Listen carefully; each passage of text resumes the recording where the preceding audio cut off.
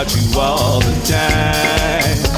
It's so much fun when we're together. You and I are birds of a feather. I'm a ninth grader when I'm with you.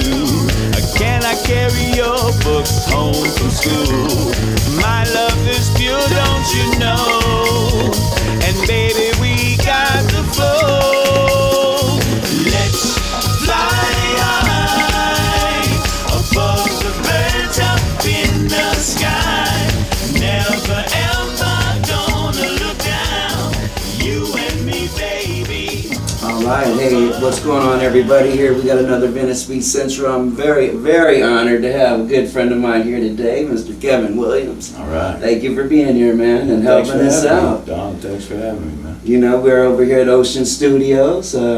Beautiful great here, Eric, man. Yeah, Eric J. Charles. You Yeah. know, always Oh, man. great pleasure here. Yeah.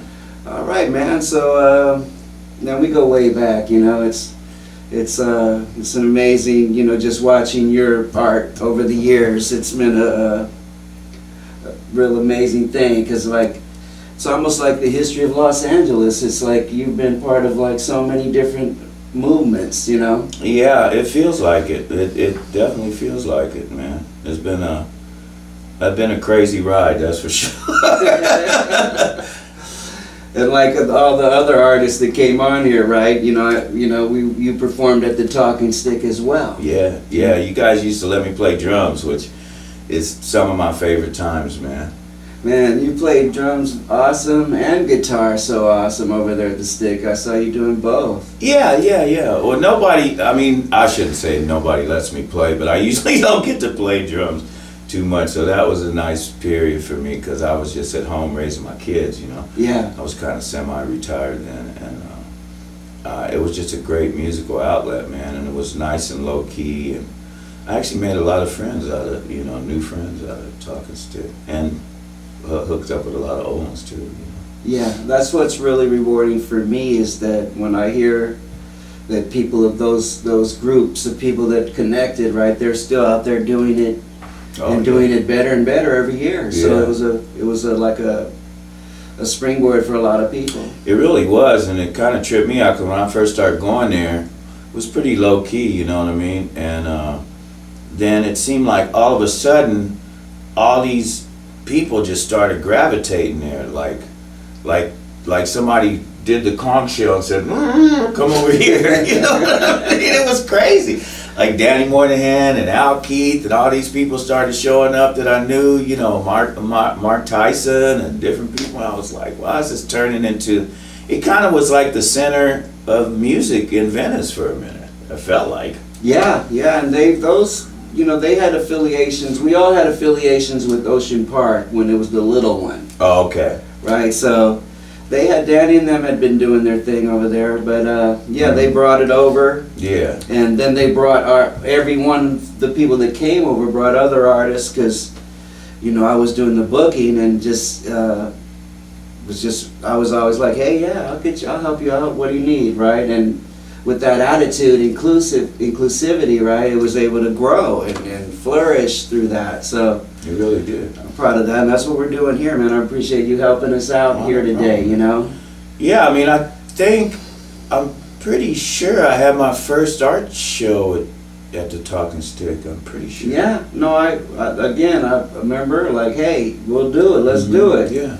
And we were starting to, like, have music to it and all that, so. Yeah. And that's amazing, because you'd sold quite a bit there, if I remember. Yeah. I remember a cat from Japan was looking for me one time. You called me and he said, man, this guy's looking for you. He's trying to buy this painting. I was like, all right, he was from Tokyo. And which one did he buy? Was it Hendrix? Bob Dylan. Bob Dylan, okay. Yeah, and he was super excited, man, and he was going to open up a store. I always wonder what happened to that. What's up with the store? Is it there or what? So that the Talking Stick was even able to help you in your second art form or third art form or? Yeah, whatever it is down the line. I mean, I started kind of late in life painting, but it's been good. Yeah, it's been amazing, man. It's been amazing to watch. More than I thought would happen out of that. You know, I thought I'd paint maybe 5 years or something, and somebody would say something maybe, but it just happened quickly, man. Like, you know, the art scene in LA was so welcoming. You know, it surprised me actually, because you know, it was like a abstract concept to me before that. So. And that's so important, right? Because it's getting harder and harder in cities, you know, to have creativity in that way that, you know, is inclusive, because if it's too expensive to live in the city, Yeah. I think artists are starting to go to the desert and other places. We don't need cities, Yeah, but well, they need us. well, that's true. That's true. That's what I. We need each other. Yeah, You yeah. get put me with 50 artists in the desert. Right, And and then one you bar? got a community. No. Yeah. And we're good. Yeah. With a stage, right? No, Right. no, I'm Yeah, curious to see what happens, right? Because it is getting harder and harder to survive in cities. Yeah, If, you know, especially this one. yeah, with the tech industry, you know, I'm not one to put down the tech industry at all. Like, these are kids coming up and they got good jobs. Yeah. You know, and I deliver food over there sometimes, and Okay. they're having a good time, you know? Right.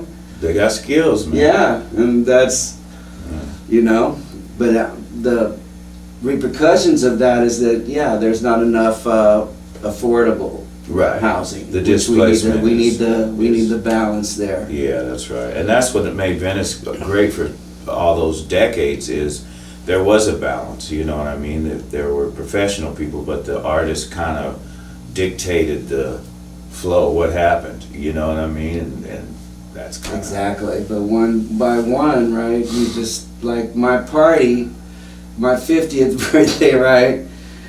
That's the last blowout yard party in the history of Venice. But they used to be quite often, Often, right? Yeah, but yeah. we blew it out. Was I at the 50th? Maybe, or 51, I had to scale it down a little, but it was Okay. still the last I know one, I was right? at a few of your birthday Yeah. parties, man. Yeah, Always then great. those were the two, right? But Mhm. you don't see that anymore. No one would throw a house party like that, you know? Not really that organically. Now it's like maybe a Halloween party, like somebody. roof. Yeah, yeah, the roofs are big. Yeah. Yeah. So, man, I think you were telling me, I didn't know that you were sound man at the On Club back in Yeah. the early days of Yeah. the movements going on in Los Angeles. But The- man, that was an incredible club. Like, The baby days, man.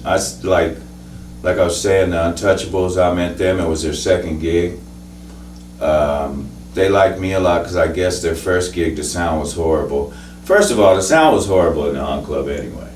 I Yeah. mean, it was just a little, I think it was a trainer board and a Crown amp, you know what I mean? And I remember one time the Long Riders were in there, and this guy Sid, who was a leader, he's probably famous in other places these days, and in LA, and he was complaining about the monitors, you know, like I can't hear myself correctly or whatever it is, man. And I had to come out that booth and I go, look, man, this is the monitor. The monitor looked like a close and play speaker. You know? And it was probably the best speaker in the house, actually. yeah.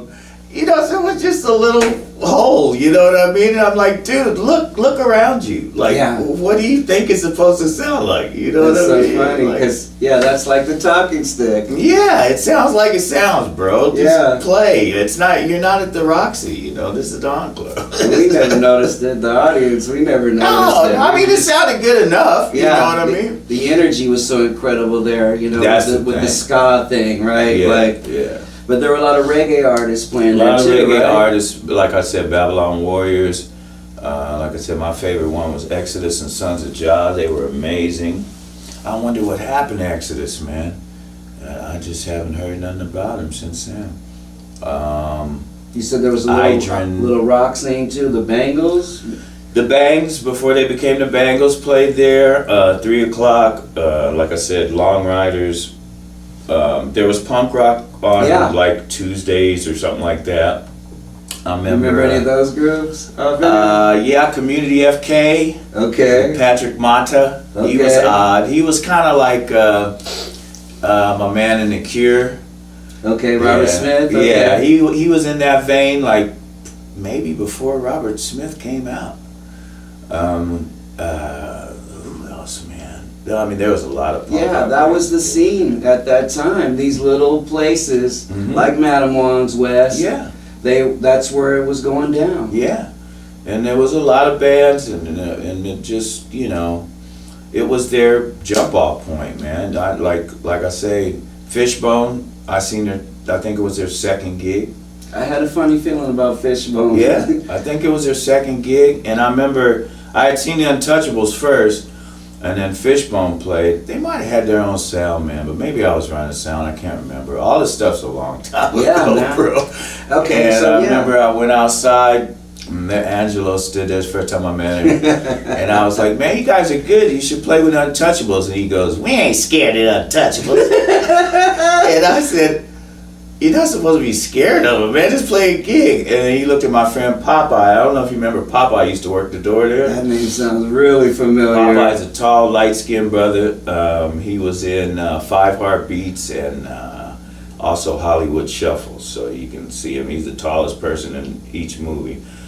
And he looked at Popeye and he said, "Who is this guy?" Popeye said, "That's Kevin Williams from the Hot Spots." So he must have recognized the Hot Spots name, and then his whole vibe changed. Like, "Oh, hey man, how's it going?" Who were the Hot Spots? It was this little band that me and Willie McNeil put together, the drummer from like Jumper Joey, Soul Sonics, that guy. Wow, you and Willie go that far back, huh? Actually, I met Willie in Kansas when I was going to school in Kansas, and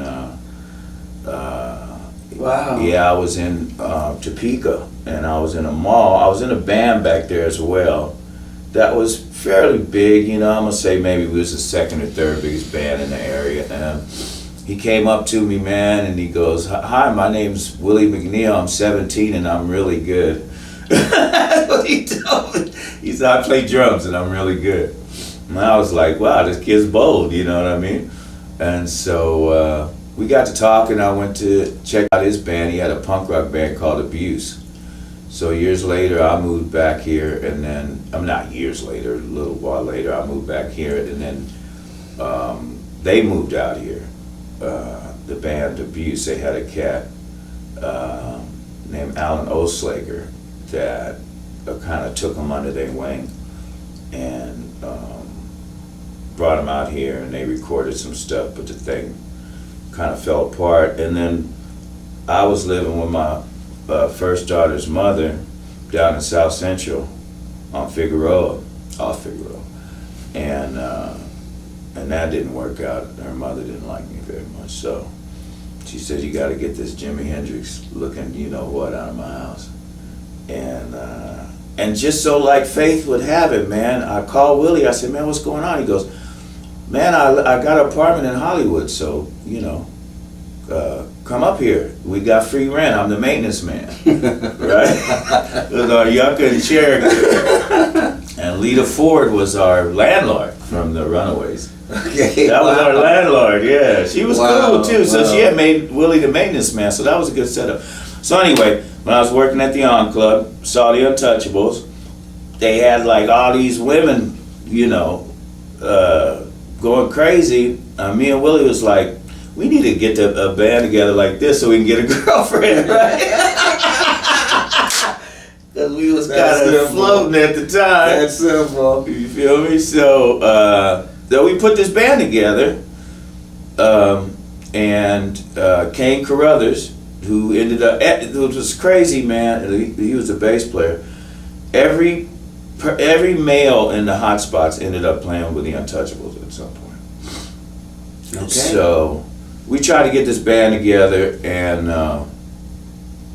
guitar players kept coming. I think we auditioned like 4 guitar players, and they just couldn't feel, like they didn't understand ska or reggae or what we were trying to do, calypso, none of that stuff. So Yeah, you have to have a feel for that, for sure. and also know what it is. You know what I mean? People, they were talking 81 or 82 Right. here. A lot of cats didn't know what that stuff was yet, you know what I mean? True. And so, you know, they'd come up and they wanted to sound like Oingo Boingo or whatever it was. And so Willie finally said, "Well, man, you got to play guitar, Kevin." I go, "Why?" And he goes, "Because you know what we're trying to sound like, and we'll get along, like we'll get there faster if you play guitar."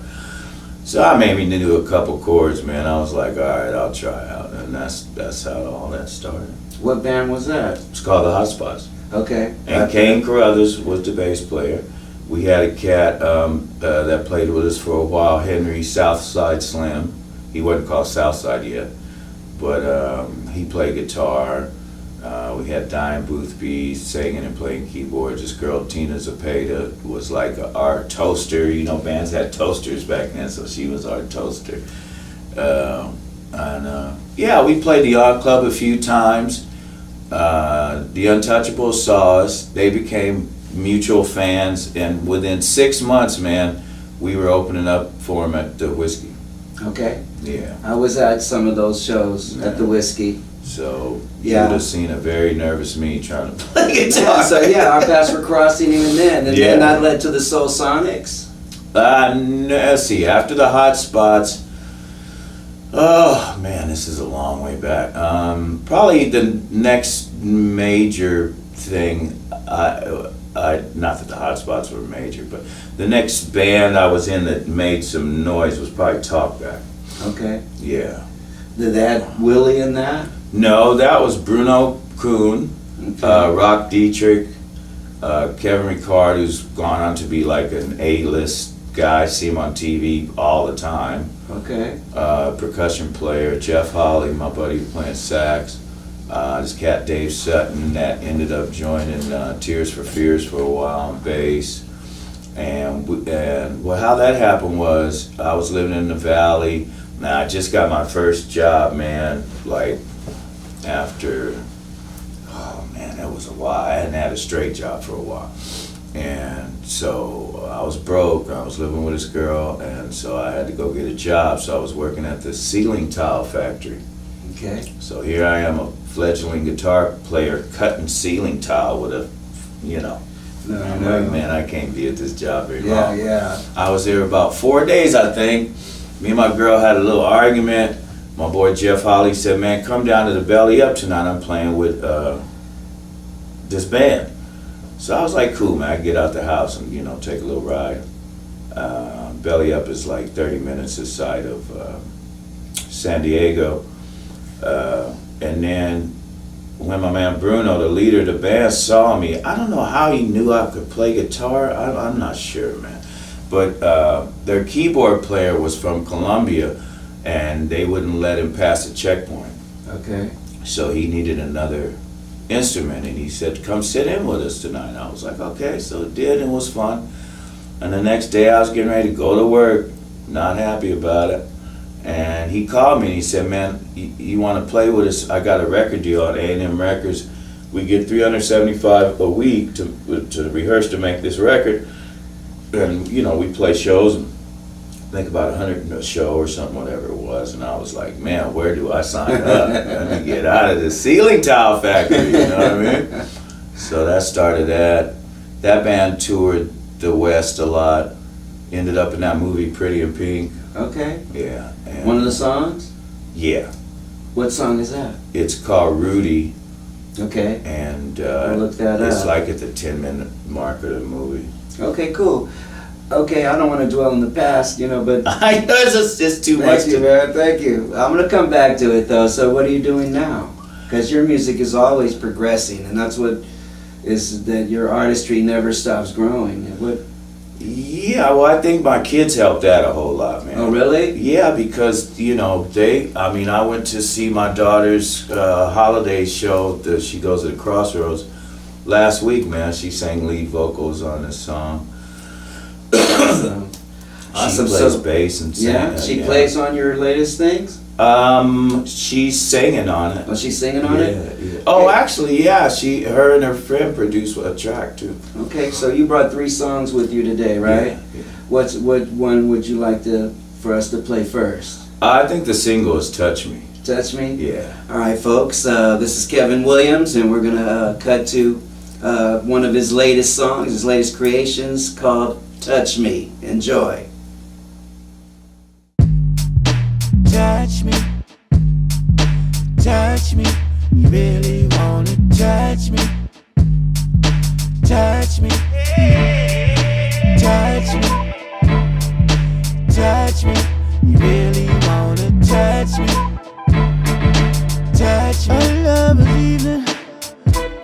fine now. She about to pull up, and she's fine now. And it's not like I got something to prove, but I know just what you want me to do. Never would I ever hold out on you, you're my lady. Pull back the sheets, cause we're fine now. Turn off the tweets, cause you're mine now. Cause I've been spending my days just thinking about you. And tonight, finally the waiting is through. We'll be making love till sunrise. Touch me, touch me, you really wanna touch me. Touch me, touch me, touch me, you really wanna touch me. Touch me, tell me you found you done for me. Gotta let you down, gotta let you fall for me.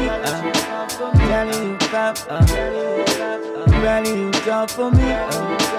Gotta let you down, gotta let you fall for me. 'Cause I'm fine now. She bout to pull up, she's fine now. Fine now. She about to pull up, she's fine now. She's fine now. Hey. Touch me, touch me, really wanna touch me. Touch me, touch me, touch me, really wanna touch me. Touch me.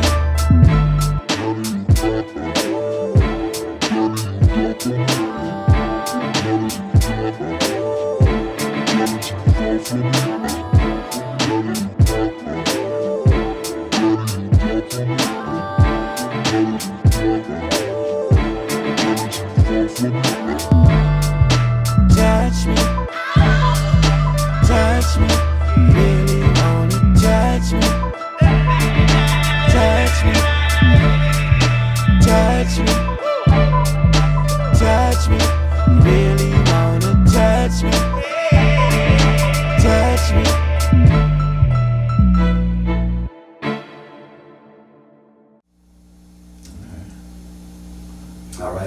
All right, well, we're back. What did you all think of that song, man? I think that was incredible. Oh man, thanks. How do you stay so current?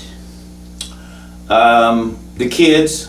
Okay. I turn my kids on to stuff too, especially my daughter's real interested in just different kind of music. You know, I raised my kids on old school stuff, of course, but I watch a lot of blogs, like I love Joe Budden podcast, Okay. and a few other guys that like. There's a guy named Sean C. that reviews albums and stuff, new stuff that come out. So if I hear a name that I don't know, then I just go check it out and see, oh, is this kid cool? Are they good? You Yeah. know? I've discovered, but these people are winning Grammys now, but people like SZA, the great singer. Okay. Yeah. You know, everybody knows about Kendrick now. Kendrick Lamar is the biggest For sure. rapper almost there is. I just found out about a cat last week named Saba, S-A-B-A. Sounds Just very familiar because really I keep my ear to the ground too. Yeah, he's I do real it through jazzy. 24/7, KCRW 24/7 in my car. Okay. Yeah, Yeah. that's hit me to a lot of great stuff out there. Yeah. You know. Yeah. So- I mean, people put down these kids now, man. You know, mumble rap, whatever. But you know, like we were talking before, they're just American kids that are expressing themselves. So that expression is always going to change. You know, I have friends that hated original hip hop. That's not music. Like my grandfather hated the Beatles. You know what I mean? So it always Exactly. he'd always say, "Turn that noise off. That ain't music." I'm like, "Oh, well, okay." I like it when they make me feel old. Finally, it took Yeah. a long time. Right, It right. really did. That's right. So Yeah, this it took a long generation- time for music to change. That's Yeah, right. this generation is they're incredible. It's like music doesn't stop.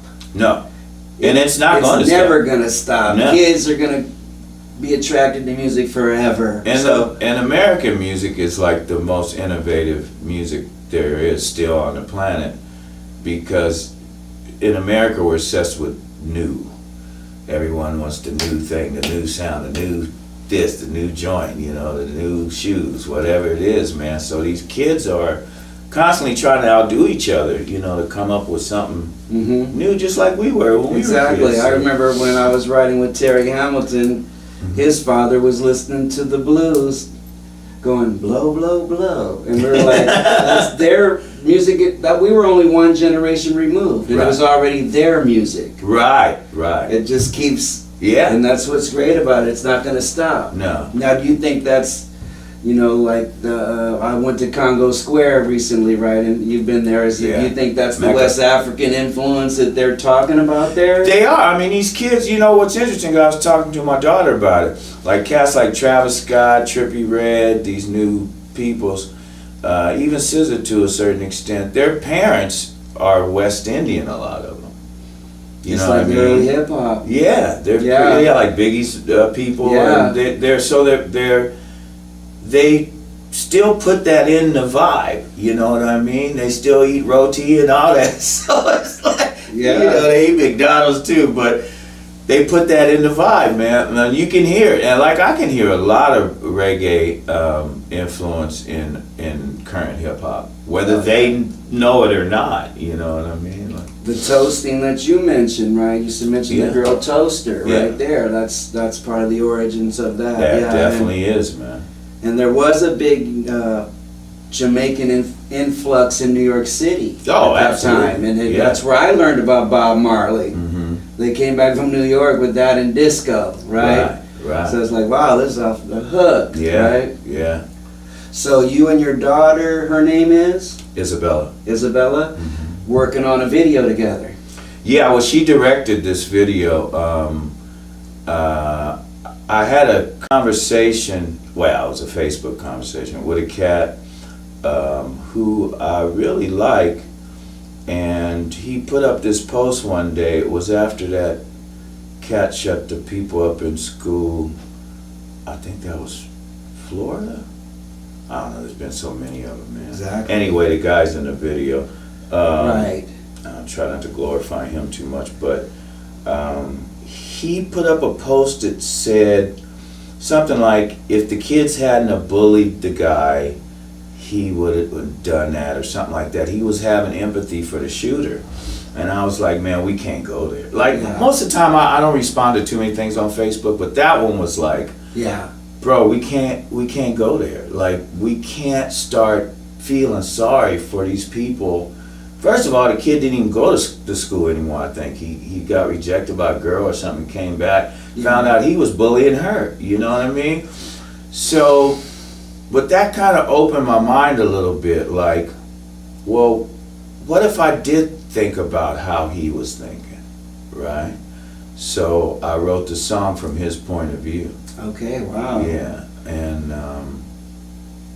that's what the song Gun to School is about. So when I played it for, like, I create these things kind of in a bubble, man, like in my garage, and like maybe 5 people will hear them, you know, friends who come over, not too many people hear them.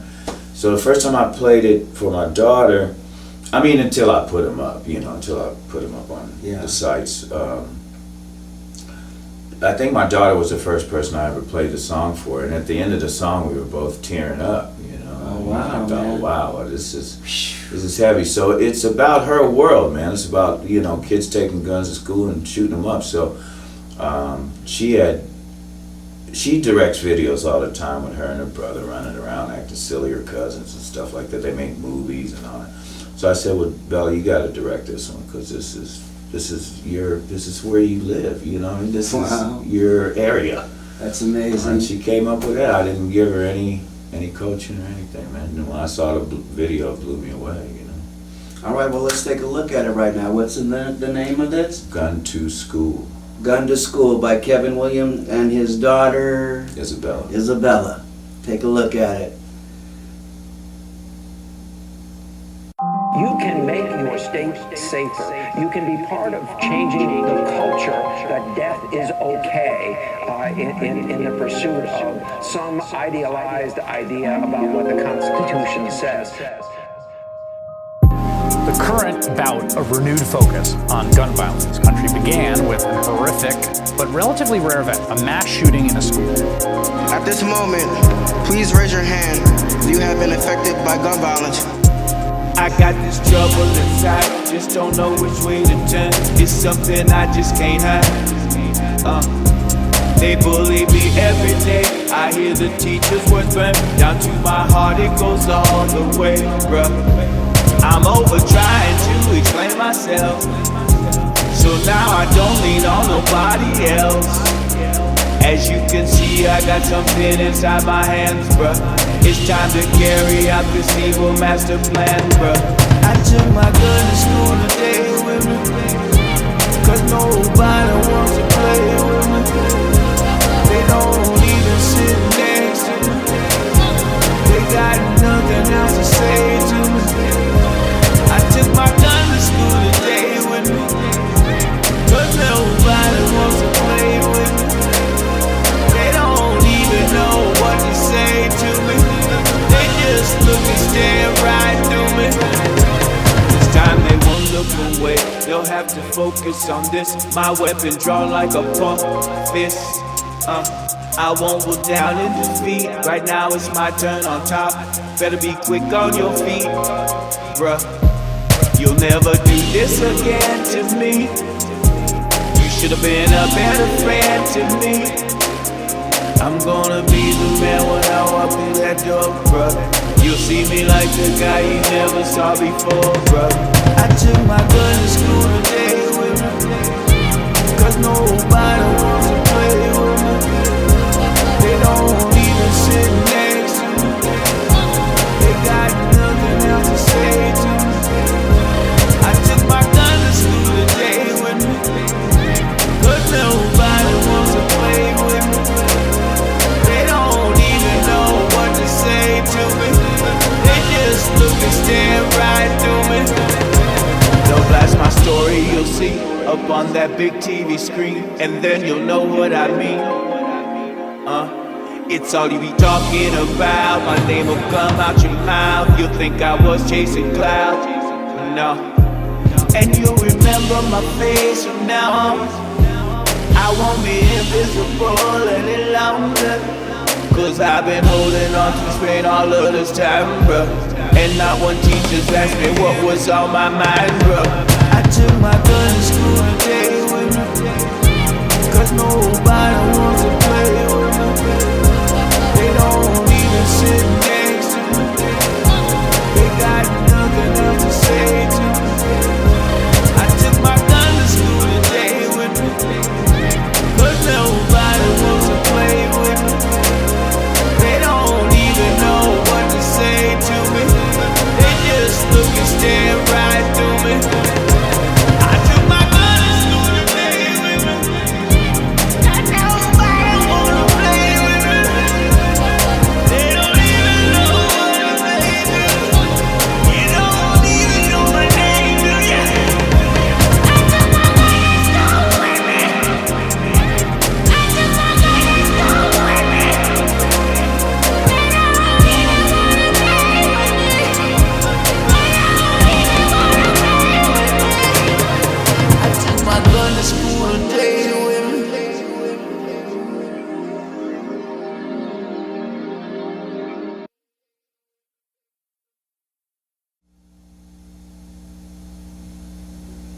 Man, that was a powerful video.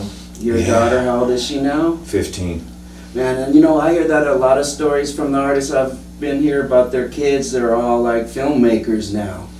It's just so easy to do it. Yeah, now, that's right? the thing. They got access to all that stuff, man. And you know, I mean, people are doing movies on phones now, so and they're showing up in the Exactly. theaters. So it's like a whole nother era, man. Yeah. I mean, I think it's the best time for artists that has been for a long time that I can remember, man. I mean, the Yeah. only bad thing about it is there's not a lot of, like we used to do interaction. You had to go to the rehearsal studio or you had to go to the guy's garage and you'd get 5 people together and try to start a band.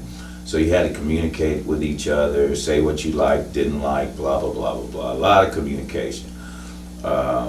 nowadays, you know, like I say, I kind of create in a bubble. People kind of create in a bubble. Kids can make a track off the phone now. You know what I mean?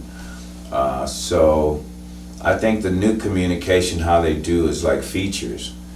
Like when a guy makes or a woman makes a record now, the first thing they ask them, well, who's on it? Who's your features? Well, I got so and so, Kanye, and this one and that one. You know, they got 12 people on a record.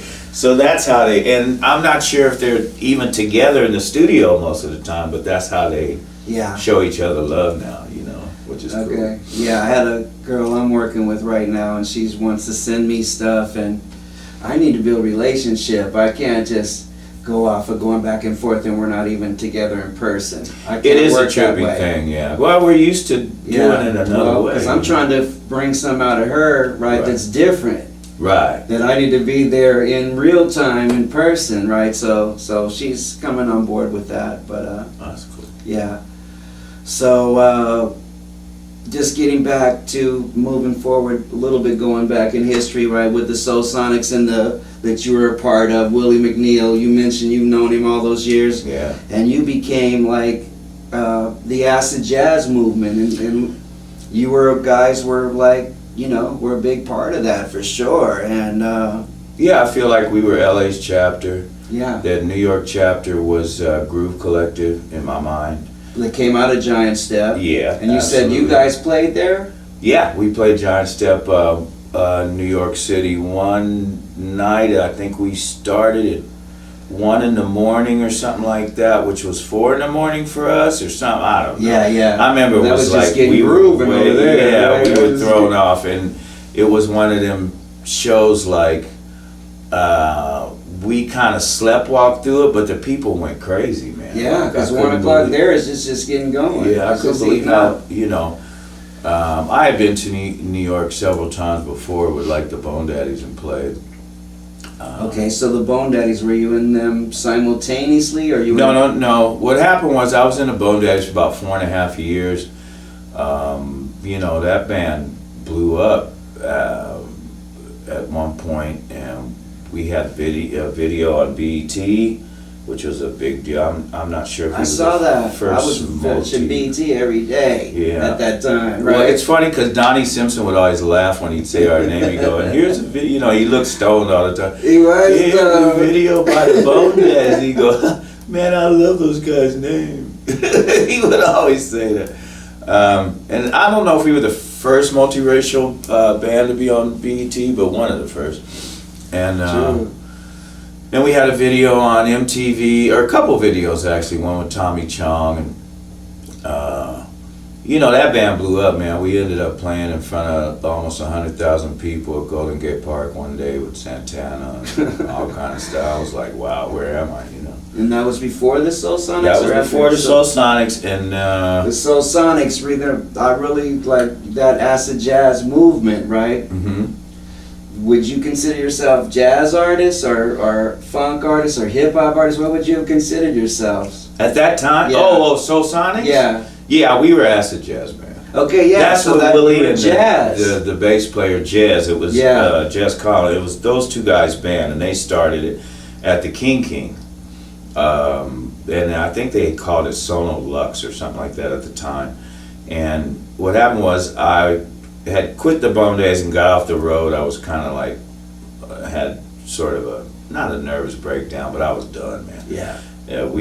That band played over 150 times a year, and I did that for about 4.5 years. So, I was burnt out. So it was time to do another thing, another direction for me. And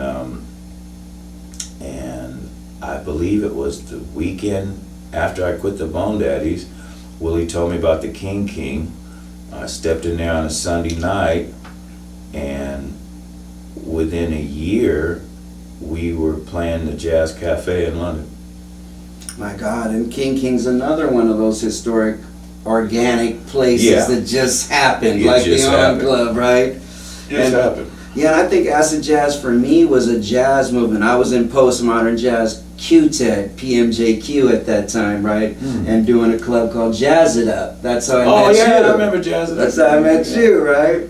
So, but I always thought jazz missed the mark with this one because they didn't like claim acid jazz, but for me it refreshed jazz in a way that was totally necessary at the time because it had reached a level of museum music in a way, right? That's a good way to put it. Yeah, and that's Yeah. you know, and it helped the jazz musicians out that were open-minded enough to be open to it, right? Like Roy Hargrove, we played a gig with him in Berlin one time. I remember. he just passed away. Yeah, Unfortunately, rest in peace, man. He was one of the best of the new school. He definitely was, man. Yeah, and I remember playing with those guys, and it was an outdoor gig, and it kind of rained. Soul Sonics was a band that whole acid jazz movement came out of hip hop, really, and in jazz combined. Like there was like you mentioned, DJ Premier with Gangstar. Yeah, it was. That's what attracted me at that time because Tribe Called Quest was on that level too. Yeah, you know what I mean? Yeah. De La Soul. Yeah. And I'm like, wow, this is great. So all that was blending in together. You know, Soul Sonics toured with Fugees and Queen Latifah. Played a couple gigs with Outkast before anybody knew who they were, except in Atlanta. They changed hip hop completely. Yeah. Now it's Atlanta is one of the main The places. Mecca almost, yeah. Everybody dressing like Andre 3000 dressed way back then, way strange looking, right? That's right, yeah. So yeah, they were jazzy too, if I remember correctly. In the beginning, Outkast, they were. Yeah. They had a whole different sound than they morphed into. You guys were on TV, if I remember correctly, the Soul Sonics. I saw you guys on TV one night. I'm like, wow, look at that, right? Yeah, we did a NBC show, late night or later or something, one of them late shows. Yeah, man. Yeah. So that band was fun, you know. It was just kind of a jam at first, and then it just kept solidifying, and then that movement kind of just like you say, organically happened sort of around it. We ended up being on Chrysalis Records. So look it up on YouTube, the Soul Sonics, everyone at King. You see history in the making there with Kevin Williams and Willie McNeil. Man, thanks, because I've been wanting to talk about that movement for a while because when you've seen documentaries about jazz and they get to that, they kind of pass it over. They do kind of. Yeah, and that was the freshest thing, man. And Donald Byrd, like you mentioned, Donald Byrd, Lonnie Liston Smith, Herbie Hancock, right? These guys were the original rare groove artists that acid jazz DJs loved the rare grooves in those days. Remember that? Yeah. So those were the founding fathers. They sure were. The original jazz artists. What's the second song that you wanted to you know, my wife picked these songs. Like I said, my album is called Lush, Kevin T. Williams Lush, and it's up on all platforms right now. There's 26 songs on it, so like I said, I made my wife pick 3 to bring here, and I think we'll play what she says one of her favorite is called Come Over Tonight. Come Over Tonight, folks, by Kevin Williams, is on his latest album. Check it out. I think you're going to like it as much as I do. All right.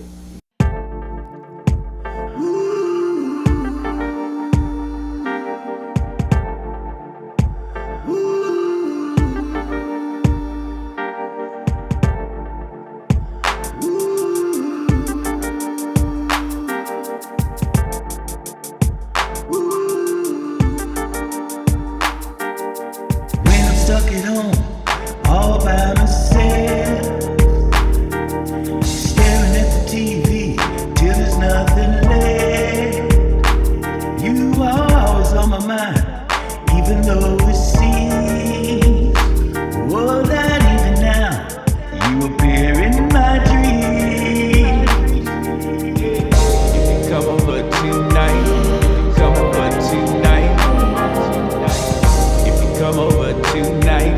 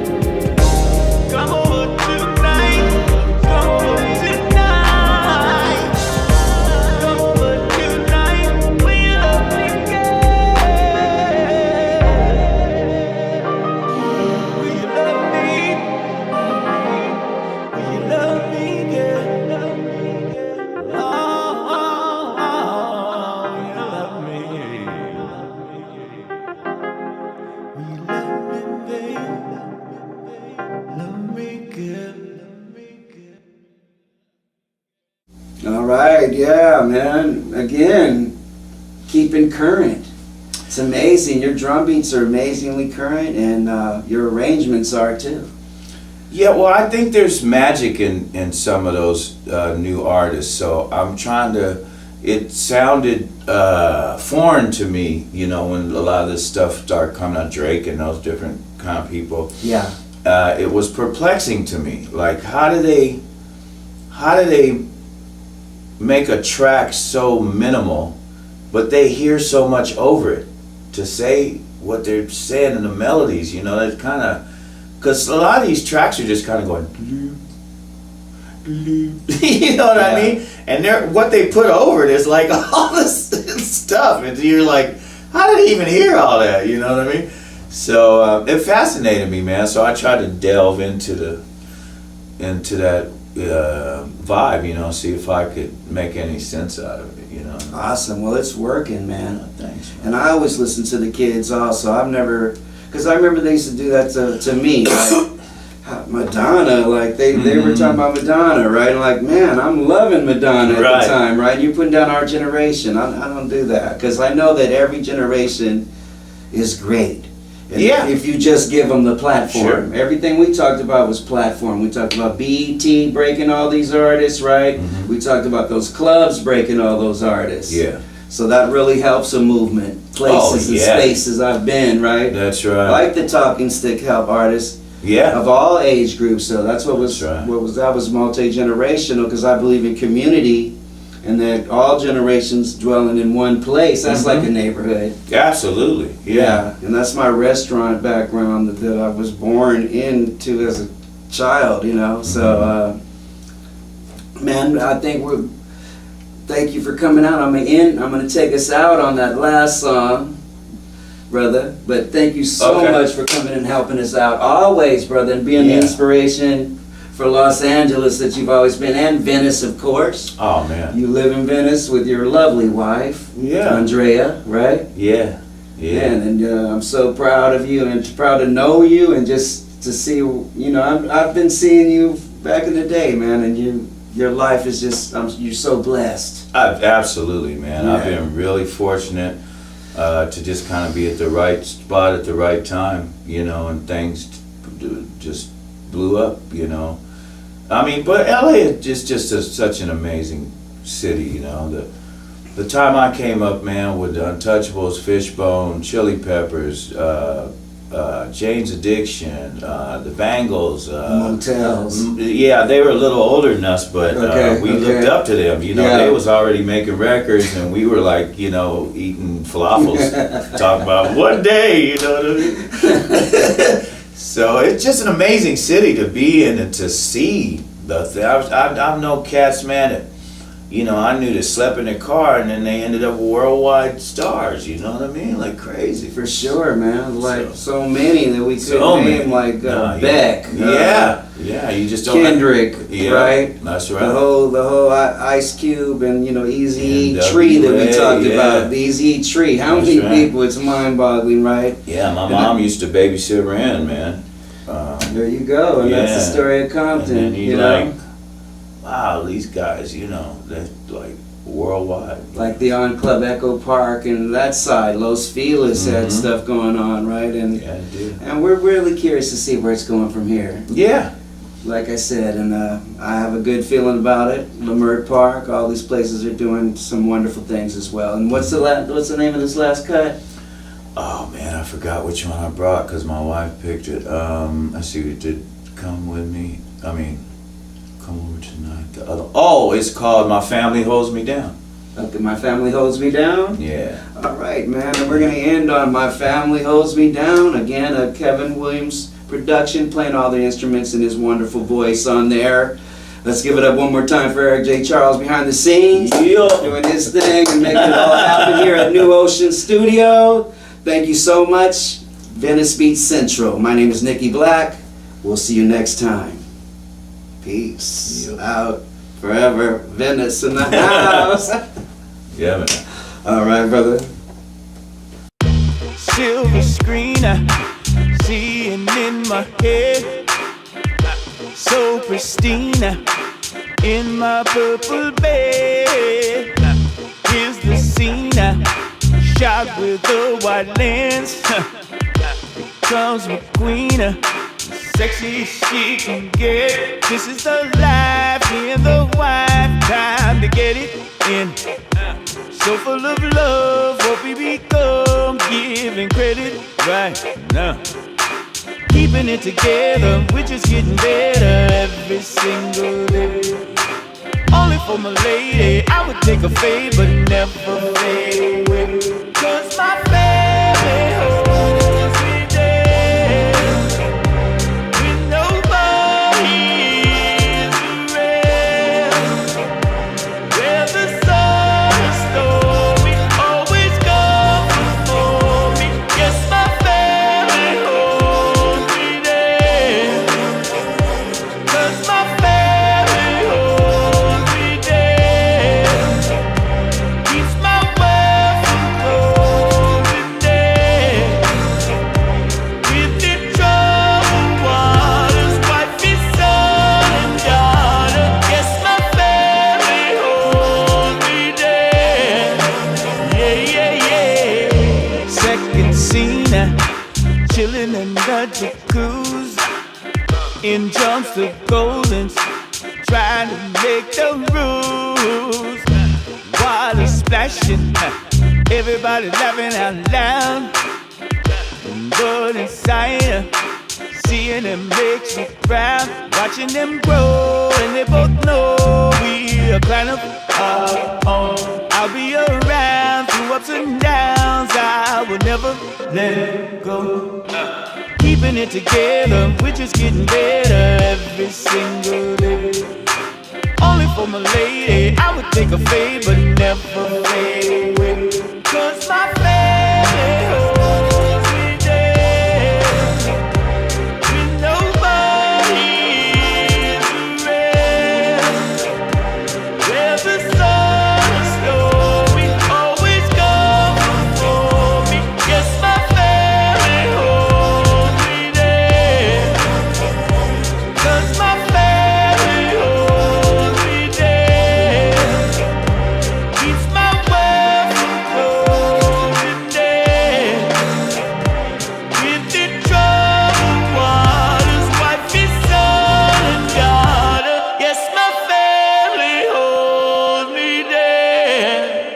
Yeah, yeah, yeah, yeah, yeah, yeah.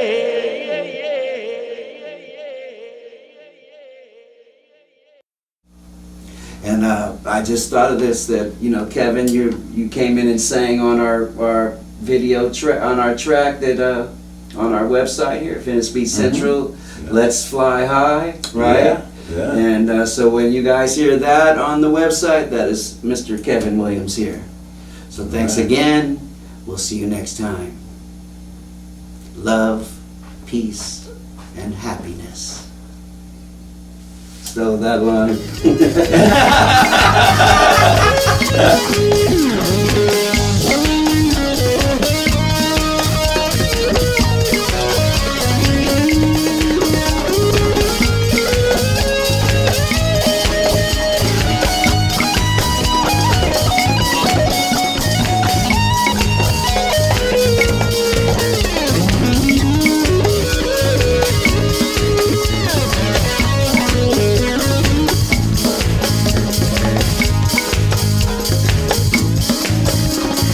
When we make love, it's like bliss.